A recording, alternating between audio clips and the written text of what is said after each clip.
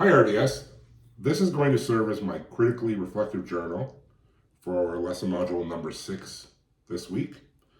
As indicated in the email that I sent to you I guess it was last night, this is going to be completely unedited. And the purpose behind that is I find that when we are responding to you or to our classmates, we censor ourselves. We have that freedom to edit, to change, and filter our thoughts and ideas. And I think that's a very dangerous approach in many areas of life, especially when we're talking about philosophical education, philosophical pathway, things like that. If we're moderating ourselves, we're not really being authentic. And I feel a lot of the responses that we give to you at times and to each other are extremely robotic. So, I just want to start by saying that I don't know if I said this, but I made some notes. I want to start by saying that I stumbled upon your responses to my journal entries just over the weekend. I didn't realize that you were leaving such a feedback to what I was producing. So I do appreciate that. I'm still reading through a lot of it. But I did read the one from lesson module number 5. And I'm going to take it you're not a fan of Monty McNaughton. I am. I'm a huge fan. He's actually a close personal friend. And him and I have collaborated on many things in the past. I've shot some videos with him. I've been to events with him. He helped me actually pursue a pathway into becoming a teacher as well. I've also had many conflicts with him over the last several years about some of the approaches the government was taking to trying to get young people into the skilled trade pathways. For example, pitting the trade pathways versus universities, I don't see why they need to be in conflict with each other. And at times it almost felt like he was disparaging the university pathway or mocking that route in life. And that is just, I feel, such a bad look as a minister of labor, trying to tell young people that university pathway isn't a necessary route in life. At least that's how a lot of the general public sees it. As a skilled trades person, I get where he's coming from, but I never liked that approach. As well as being a huge fan of Monty McNaughton, I'm also a diehard conservative. With that said, I consider myself a bit of a red Tory. So I don't know if I guess I am a diehard conservative when I say that. But I do believe in the values and the morals of a conservative lifestyle. But I also appreciate what a liberal mindset brings to the table, liberal values, especially when it comes to social reform and justice and things like that. And I'm going to get to that a little bit later. But I want to highlight lesson module number 6 this week. And you asked us to talk about the curriculum and how learning is assessed, I suppose, and how we as teachers teach the curriculum to our students and engage their learning throughout it, assess their learning throughout it, things like that. And I gotta be honest, I think we've really lowered the bar in terms of education, pardon me, and how we define learning and technological education. A lot of the verbs that we use are very simplistic. The way that we define success and learning is extremely simplistic.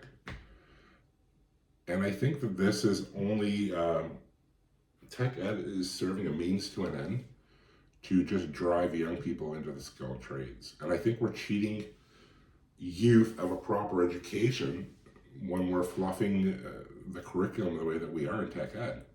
And I'm actually fearful for the curriculum changes that are about to happen in 2024 when we're adding an additional component prerequisite to obtaining your OSSD. It's an additional tech credit. And we're allowing young people to leave high school as early as grade 11, I think it is, and then still accrue the rest of their credits towards their OSSD based on real life job experience in the workforce. We're devaluing education is what I feel.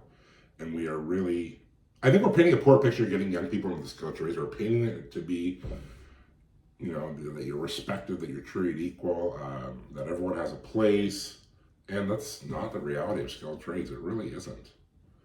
And that's, I know that I'm going through to become a tech ed teacher, but I'm torn between driving and telling young people to join the skilled trades because I feel like they're getting cheated of an education. I think that we're just like filtering as many young people moving forward. We're filtering as many people through as we can just to satisfy a government agenda to build. In terms of this course specifically, and I said I had things that I wanted to rant and get off my chest. I actually genuinely enjoy this course. I genuinely enjoy how much you challenge my opinions and my thoughts.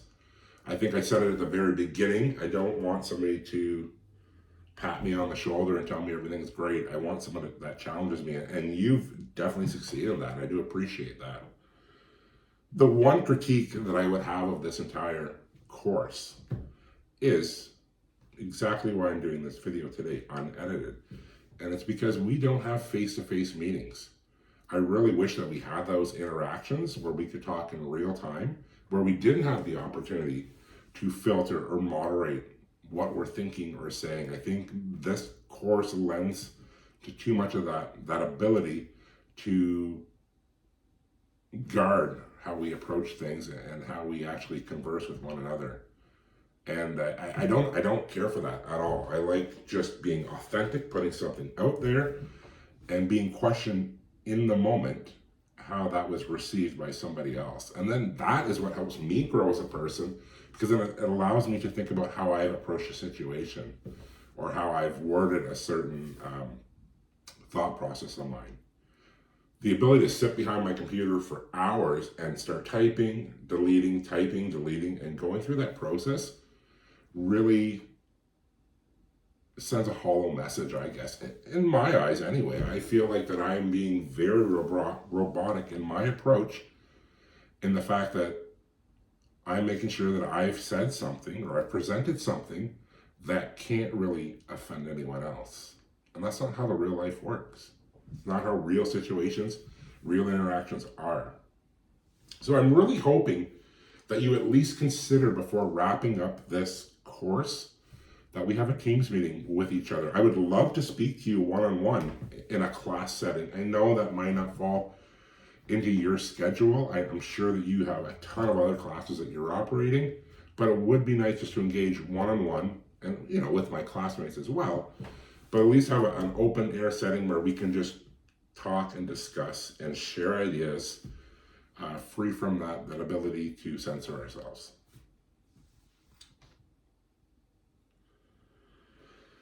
As to my current situation, this is where I'm having a lot of frustration, a lot of anger right now.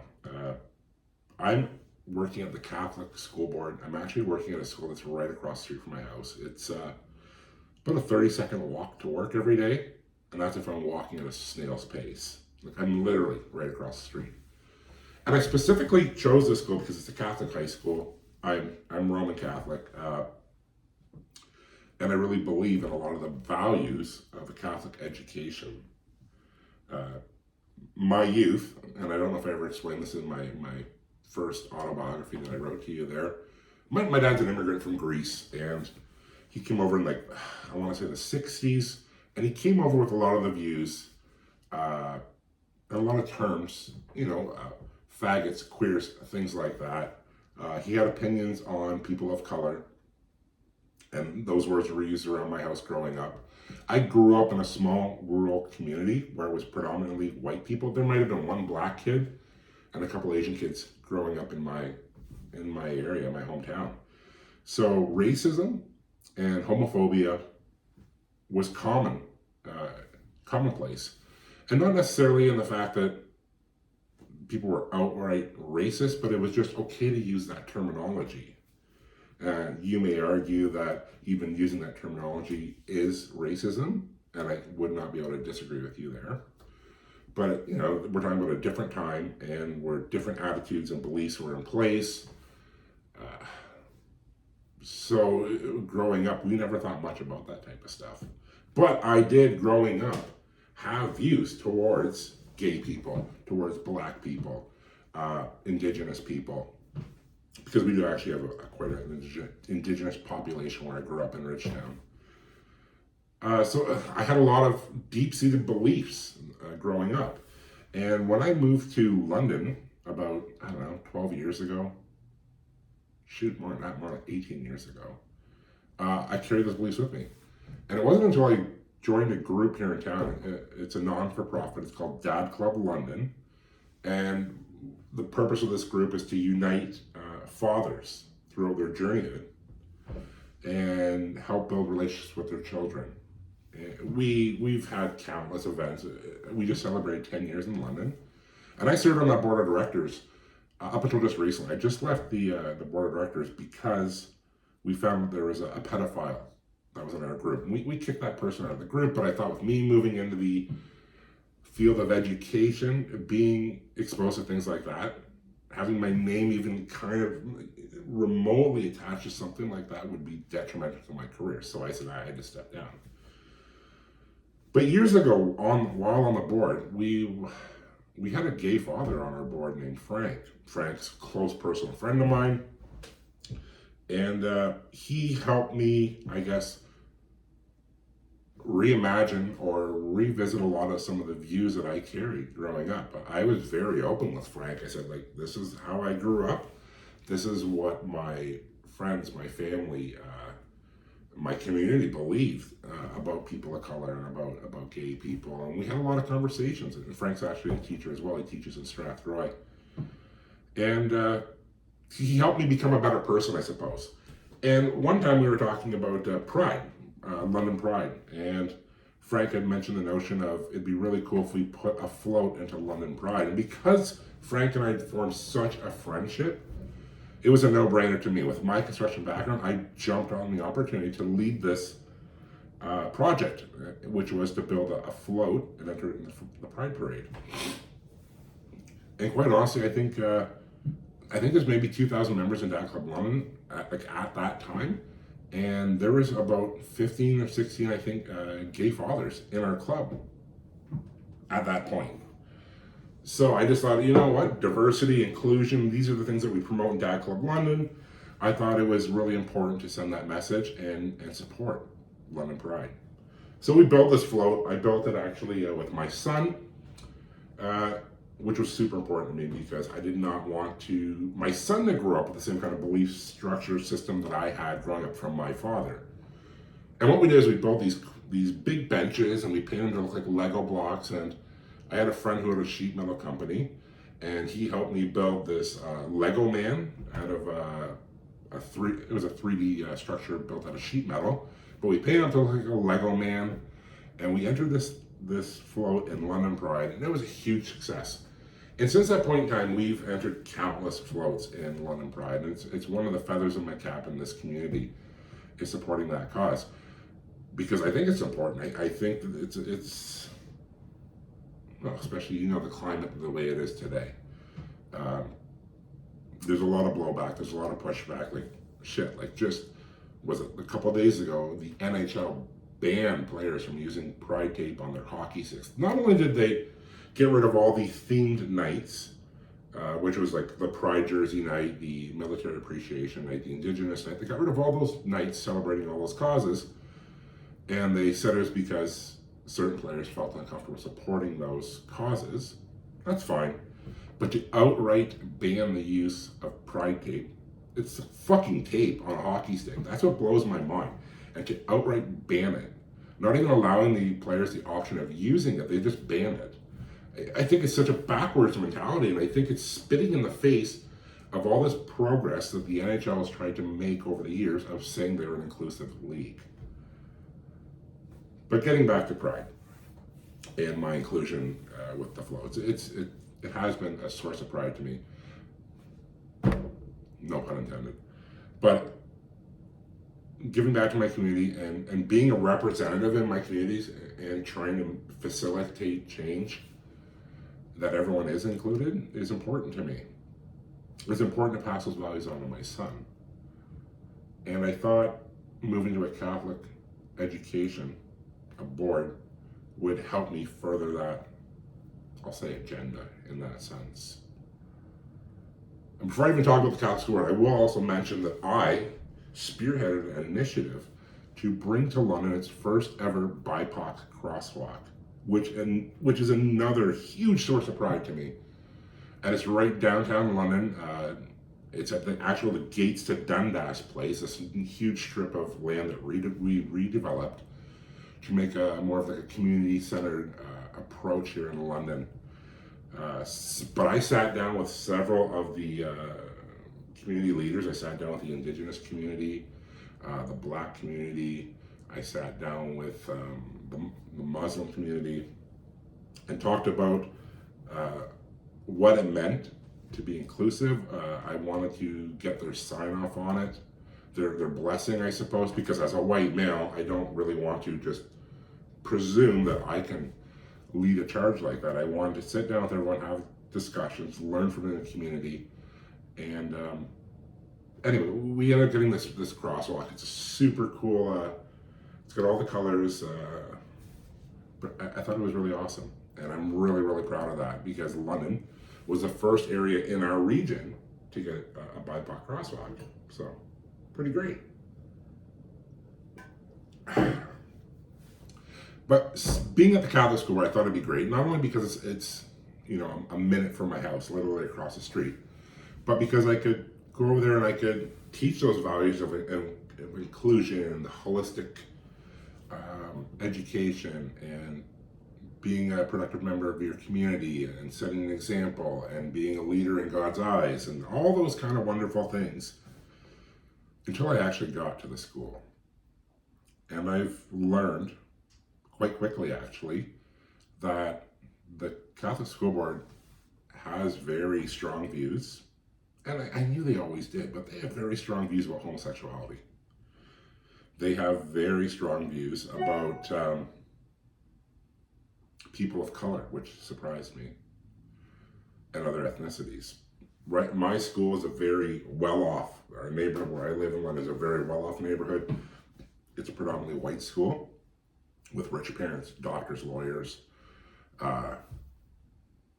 engineers, scientists, all that kind of stuff, right? So it's a very academically driven school, and it's very much white driven.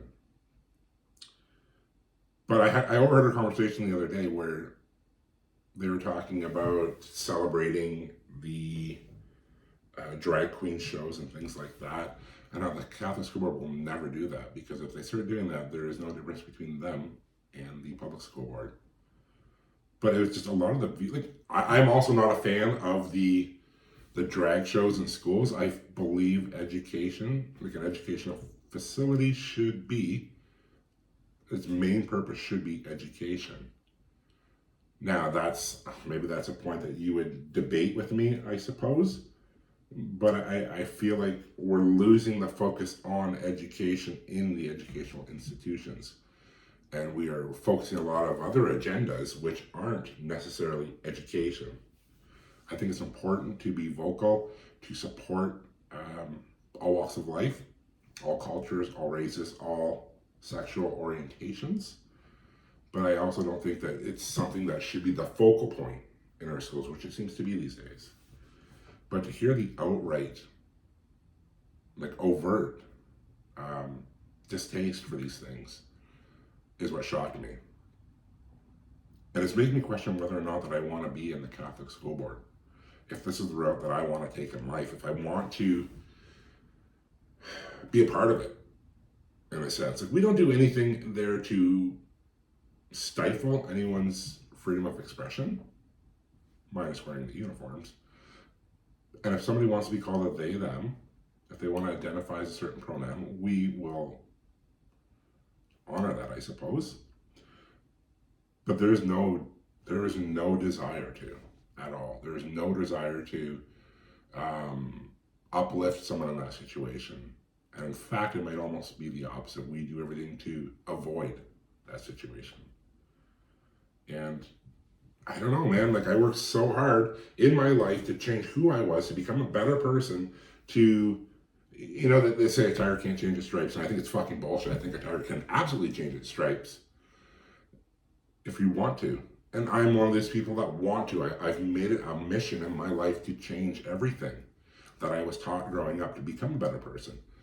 And I feel like by continuing my practicum in a Catholic school where I'm jeopardizing everything that I fought to change about myself. And now it would be easy to say, you know what, it's only 400 hours, just get through it, and then I can do what I want after that. It would also be easy for me just to contact him, explain the situation, and say, like, listen, I'm uncomfortable, I don't like it. That also might set a bad precedent for myself as an educator. And it might also just eliminate my opportunity of ever working in the Catholic school board. And there's got to be a better way to approach this, which I'm trying to work on right now. I'm also struggling with the fact that I have 3 associate teachers right now, which I thought would be a phenomenal experience in my development. And I suppose on the outside, it does seem like it is. My main associate teacher is phenomenal. He's a great resource, awesome guy. He's helping me grow in any area possible. He's an alumni of Windsor, so he understands what we're going through right now in terms of our education. So he's on the ball with it. He's great. But I have 2 other associate teachers who just treat me like I'm an educational assistant. They dump me on the difficult students, the ones with the IEPs that they don't want to deal with. And while working with people that have IEPs is important, and I think there's a lot of growth that can be explored there personally for myself and learning how to interact with people that do have special needs. I just feel like I'm just a laborer there just to alleviate their stress of teaching or their class management. I don't feel like that I'm being put in a position where I'm being influenced to learn how to actually teach.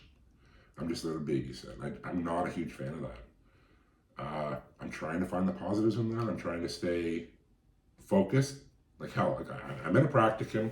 I have 3 associate teachers. I'm across the street from my house. I couldn't really ask for more, but I find myself asking for a hell of a lot more. And I'm not happy. So I don't know if this school board was the right choice for me. Maybe it's just the school. Maybe if I went to another Catholic school, it might be a better situation. But I'm miserable right now. And in fact, all of last week, I didn't even want to go to work. And it's not just because of working at the Catholic school. Like, I've been fighting with Windsor to get my multi-sessional transitional certificate from faculty sent over to OCT, and Windsor's been telling me they sent it. OCT says they have not sent it, so I've been fighting with that back and forth. So I've had a lot on my plate there, I guess. Just I got anger brewing inside me right now. But yeah, getting back to the views of the Catholic school, I thought over, the course of my time as a student to now, it would have dramatically shifted or changed. But it hasn't. And it's not even just the views of my tech department team that I'm speaking to. Like, I actually was at a PD day recently where I sat with the religion table. It's all the religion girls wanted to sit with me because, I'm the new guy in school and they wanted to get to know me. And even their views towards homosexuality was shocking. Absolutely shocking. I don't know how you can sit there and talk about a fucking inclusive education and holistic environments and things like that, and then still have those views to other walks of life. Like, it's blows my mind.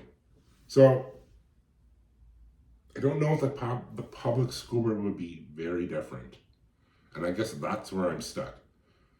Would being with the public school board, would they have an entirely different view? There would be no religion department there. There would be no fucking book written from how many years ago suggesting that homosexuality is wrong. But would they still feel homosexuality is wrong in a public school? Or would they still have these views towards people of color? I don't know.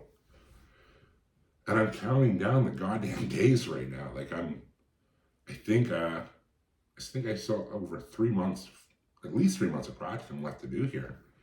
And I'm struggling with that concept of going back every day to this school And I'm trying to find the positives. I really am. Like, I'm trying to block a lot of it out and just remember, keep in the back of my mind that I am just a visitor at this school. I'm not there to make change. I'm not there to turn over the system, I suppose. But at the same time, it makes it very difficult to go into work every day and want to be excited about learning from people that you don't respect.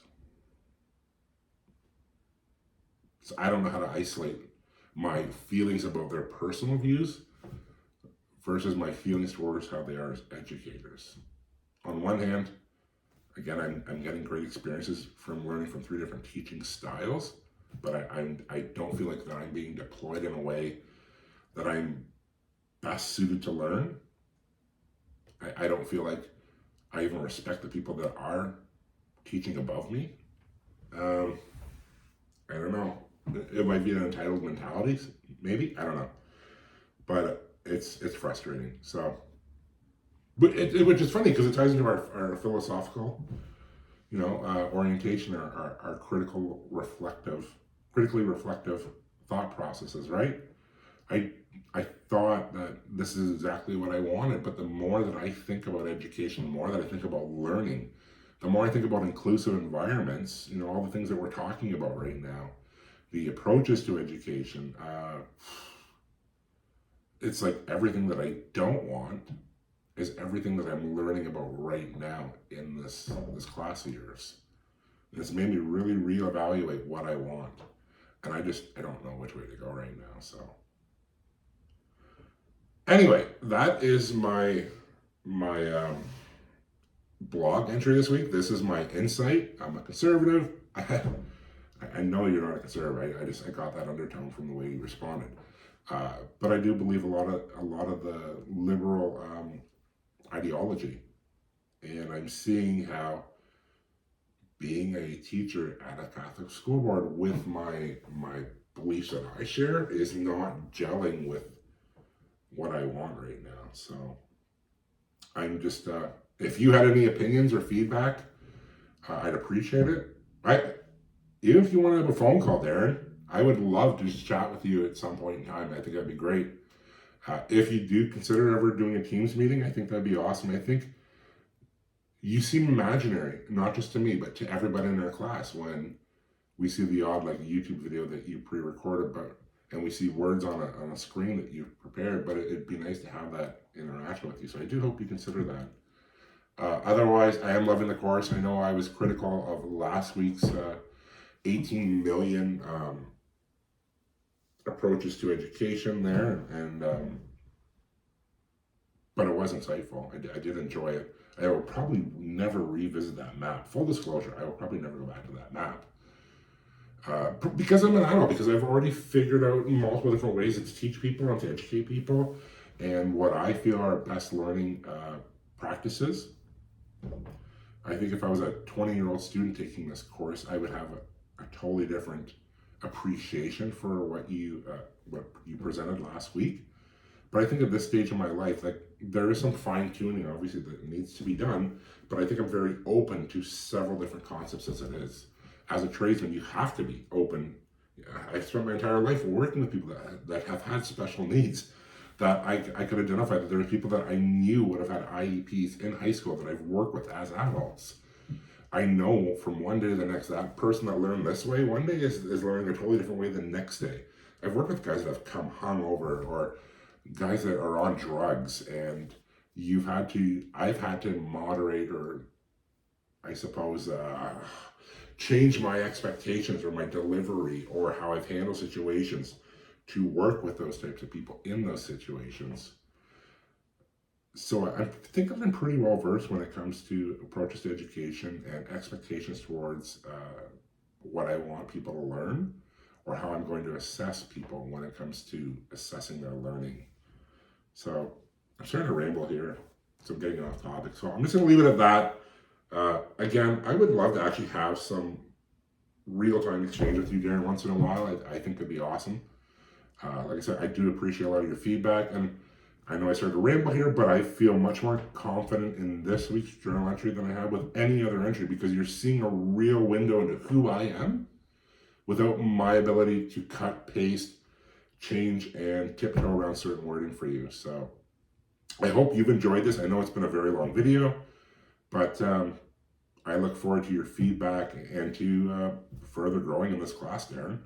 So until next time, that's my entry for lesson module 6. And we'll be chatting soon.